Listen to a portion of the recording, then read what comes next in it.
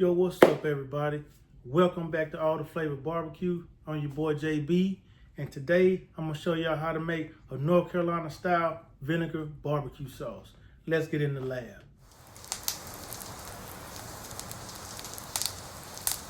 All right, y'all, let's just go ahead and get right into it. All right, so today, the style of North Carolina style vinegar based barbecue sauce that I'm going to be making is what they consider a Western Carolina style barbecue sauce, or Lexington style. Okay, so I'm going to start out with a half cup of water. All right.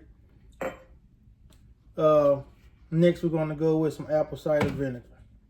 Apple cider vinegar is the staple. Okay, about a cup and a half of this. Just eyeball it somewhere along in there. That looks good to me. All right. Next, you want to add some ketchup, about a half cup maybe, just depending on how you like it. That's good enough for me right there.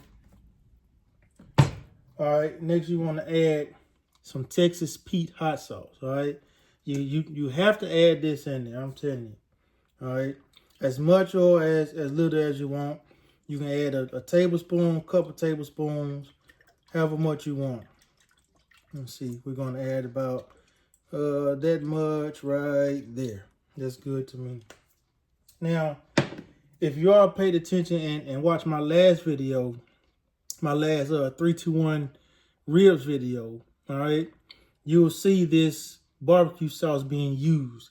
I didn't tell y'all what it was in the video because I want y'all to tune in to this video right here. All right, so let's keep on pushing. All right, so we got next we got red pepper flakes. All right, crushed red pepper flakes. You have to put that in there. As much or as little as you want. Let me open this up so that I can put some in there. Let's do about a tablespoon. That'll be good. And it's not going to be too hot.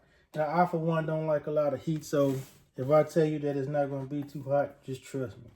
And we're going to add some kosher salt. All right.